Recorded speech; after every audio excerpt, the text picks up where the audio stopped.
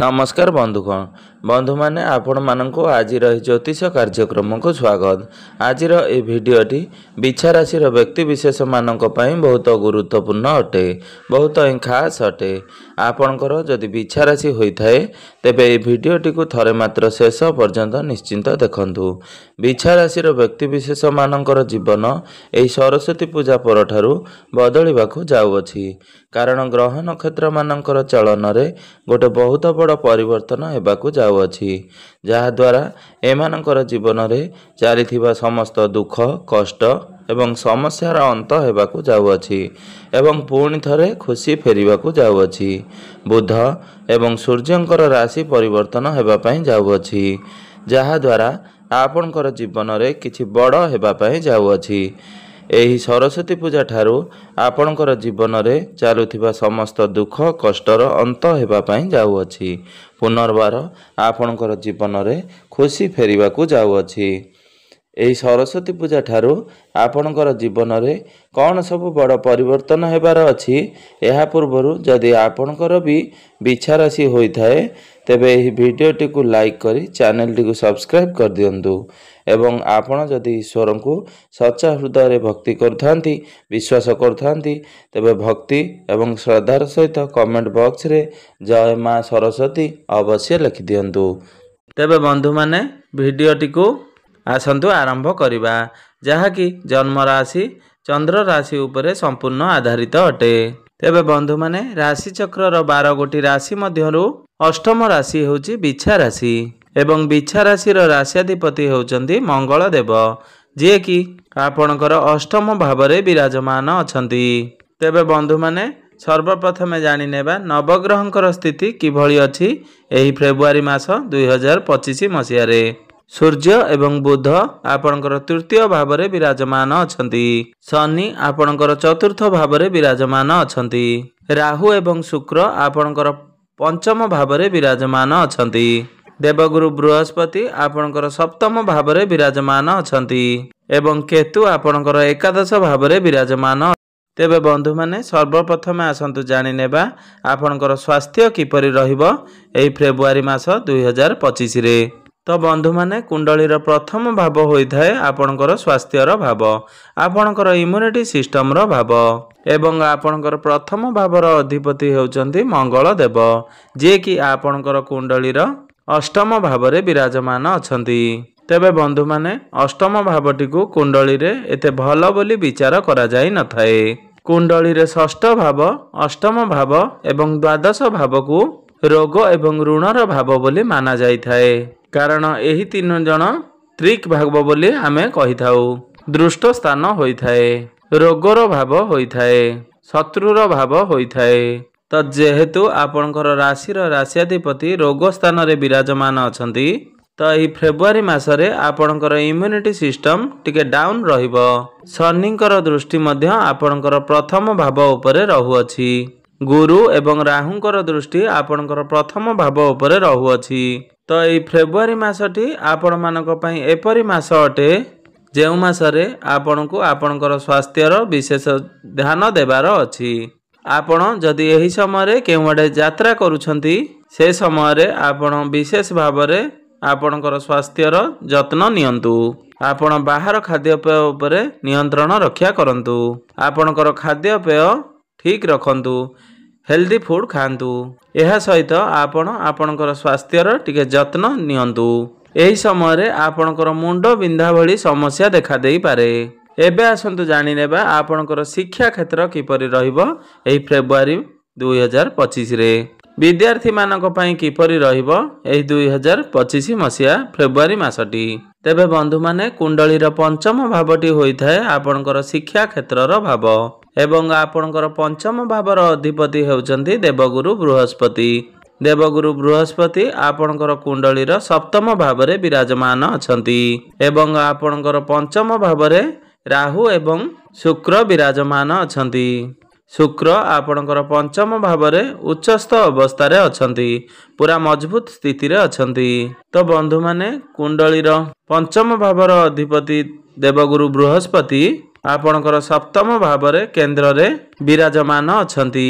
से बहुत भल स्थिति रे विराजमान अछंती, जहा द्वारा गुरु आपणकर पाठपढ़ा को बा शिक्षा क्षेत्र को नहीं मजबूत बनाइबे। यह सहित गुरुंकर शुभ दृष्टि आपणकर प्रथम भाव उपरे रहुअछि, तो आपणकर पाठपढ़ा उपरे एहार बहुत शुभ दृष्टि पड़िबो। शुक्र मध्य आपणकर पंचम भावरे उच्चस्थ रही आपणकर शिक्षा क्षेत्र को शुभ फल प्रदान करिवे। मात्र राहु जेहेतु आपणकर पंचम भावरे विराजमान अछंती, राहु जणे मुंड विहीन ग्रह अटंती। से आपणकर पाठपढ़ा को नहीं अनेक क्षेत्र रे कन्फ्यूज क्रिएट करेबे। आपण निजर पाठपढ़ा रे जहाँ भी करूछंती बा जेपरि करूछंती ताहाकु नहीं आपण कन्फ्यूज होई जिबे जे मु जेउ पाठ पढुची ताहा ठीक तो, मु जेउ कार्य करूची ताहा ठीक तो, ना मु अलगा कोन पढ़िबार अछि, ना मते आउ किछि करिबार अछि। तो एही सब को आपण कंट्रोल रे रक्षा करिबार अछि। ए सब को आपण जदि अणदेखा करंती ताहले निश्चिंत भावरे एही फेब्रुआरी मासरे आपणकर पाठपढ़ा बहुत भल रहिबो। एबे आसंतु जानि नेबा आपणकर प्रेम जीवन किपरि रहिबो एही फेब्रुआरी 2025 रे। तेबे बंधु माने कुंडलीर पंचम भावटी शिक्षार भाव हेबा सहित पंचम भावटी आपणकर प्रेम जीवनर भाव, आपणकर संतान संततिर भाव एवं आपणकर पंचम भावर अधिपति हेउछंती देवगुरु बृहस्पति, जे कि आपणकर कुंडलीर सप्तम भावरे विराजमान अछंती एवं आपणकर प्रथम भावर अधिपति मंगल देव अष्टम भावरे विराजमान अछंती एवं आपणकर पंचम भावरे राहु एवं शुक्र विराजमान अछंती, जे कि आपणक भितरे काम भावर सृष्टि कराइबे। आपण टिके रोमांटिक नेचर रो देखा जिबे। यह सहित राहु जेहेतु आपणकर पंचम भावरे अछंती, तो आपणक मध्यरे जेपरि छोट छोट कथा को नहीं डाउट्स क्रिएट न हो, मिस अंडरस्टैंडिंग न हो आपणक भितरे किंबा कली झगड़ा न हो, सेथि प्रति आपण को विशेष ध्यान देबार अछि। एवं गुरु आपणकर सप्तम भावरे एवं मंगल आपणकर अष्टम भावरे रही एक बार रो कनेक्शन बनाउछंती, जहा फलरे आपणक मध्यरे भूल बुझावणा कली झगड़ा भली समस्या सृष्टि हेबो। मात्र एसबु परे फेब्रुआरी मासरे आपणकर भल पाइबा 70 रु 75% भल रहुची, कारण गुरुंकर दृष्टि आपणकर प्रथम भाव उपरे रहुअछि, जहा फलरे आपणक मध्यरे जेते कली झगड़ा हेले मध्य जेते मिस अंडरस्टैंडिंग हेले मध्य आपणक मध्यरे प्रेम मध्य मजबूत रहिबो। एबे आसंतु जानि नेबा आपणकर वैवाहिक जीवन किभଳି रहिबो एही फेब्रुआरी मास 2025 रे। तो बंधु माने कुंडलीर सप्तम भाव होइथाय आपणकर वैवाहिक जीवनर भाव, आपणकर जीवन साथींगर भाव। आपणकर सप्तम भावर अधिपति हेउछंती शुक्र। शुक्र जे कि आपणकर पंचम भावरे उच्चस्थ अछंती, तो फेब्रुआरी मासरे आपणकर वैवाहिक जीवन बहुत ही भल रहिबो, कारण फेब्रुआरी मासरे शुक्रंकर कोनोसी राशि परिवर्तन हेबार नाही।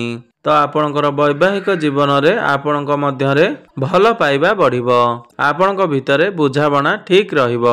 आपण एही समय रे केउआडे बुली जिबाकू प्लानिंग करि पारंती। आपण दुई जण मिसी कोनोसी प्लानिंग करिवे, सेथिरे आपणकू सक्सेस मिलिबो। एबे आसंतु जानि नेबा सबठारु महत्वपूर्ण विषय वस्तु आपणकर भाग्य, क्यारियर एवं व्यापार वाणिज्यर स्थिति किपरि रहिबो एही फेब्रुआरी मास 2025 रे। तेबे बंधु माने कुंडलीर नवम भावटी होइथाय आपणकर भाग्यर भाव एवं दशम भावटी होइथाय आपणकर क्यारियर भाव, आपणकर कार्य क्षेत्रर भाव एवं सप्तम भावटी होइथाय आपणकर व्यापार वाणिज्यर भाव। तो आपणकर नवम भावर अधिपति हेउछंती चंद्रमा, जे कि प्रति 2 दिन रे थरे निजर राशि परिवर्तन करिथांती एवं भाग्यर कारक ग्रह बृहस्पति आपणकर लाभ स्थान को देखुचंती। 11 फेब्रुआरी को बुध एवं 13 फेब्रुआरी को सूर्य आपणकर केंद्र को चलन करिवे। आपणकर राशिर अधिपति मंगल आपणकर कुंडलीर अष्टम भावरे विराजमान अछंती। कुंडलीर अष्टम भावटी को शुभ बोली माना जाई नथाए। तो ये फेब्रुआरी मासरे आपण जदि कोनोसी बड़ डिसीजन नेबा को चाहुचंती किंबा कोनोसी इन्वेस्टमेंट करबा को चाहुचंती किंबा बड़ कार्य करबा पई चाहुचंती, तो फेब्रुआरी मासटी रे आपण किछि भी कार्य करबा उचित नुहे। कारण आपणक कुंडली रे फेब्रुआरी मासरे मंगल बहुत दुर्बल स्थिति रे रहउचंती। कारण फेब्रुआरी मासरे मंगलंकर कोनोसी राशि परिवर्तन हेबार नाही। संपूर्ण मासटी आपणकर कुंडलीर अष्टम भाव रे ही रहिबे। तो आपणकर भाग्य संबंधित प्रत्येकटी कार्य रे आपणकु बाधा विघ्नर सम्मुखीन करबाकू पड़िबो एवं आपणकर कार्य रे मध्य विलंब हेबो। तो फेब्रुआरी मासरे आपण समस्त प्रकार बड़ कार्य बा शुभ कार्य दूरे रुहंती तो आपणक पई सर्वश्रेष्ठ रहिबो। आपण जदि छोट मोट जिनिस किणा किणी करिया पई चाहुचंती तो छोट कार्य करिया पई चाहुचंती तो आपण निश्चय भाबरे ताहा करि परिबे। आपणकर कोनोसी बड़ कार्यर आयोजन ठारू आपण दूरे रुहंतु। आपण तरबर होई कोनोसी निष्पत्ति नियंतु नाही किंबा कोनोसी बड़ कार्य करंतु नाही। जेहेतु मंगल आपणकर दुर्बल स्थिति रे अछंती आपण तरबर होई कोनोसी कार्य करिनियंती तो सेथि पई आपणकु पछरे पश्चाताप करिवाकू पड़ी पारे। किंतु आपण चाहिले शुभ मांगलिक कार्य करि परिबे कारण गुरु आपणकर केंद्र रे विराजमान अछंती। सेथिरे आपणकर कोनोसी प्रकार असुविधा हेबो नाही। एबे आसंतु जानि नेबा आपणकर कैरियर किपरि रहिबो एई फेब्रुआरी 2025 रे। तो बंधु माने कुंडली रे दशम भावटी होइथाय आपणकर कैरियर रो भाव आपणकर कार्य क्षेत्र रो भाव।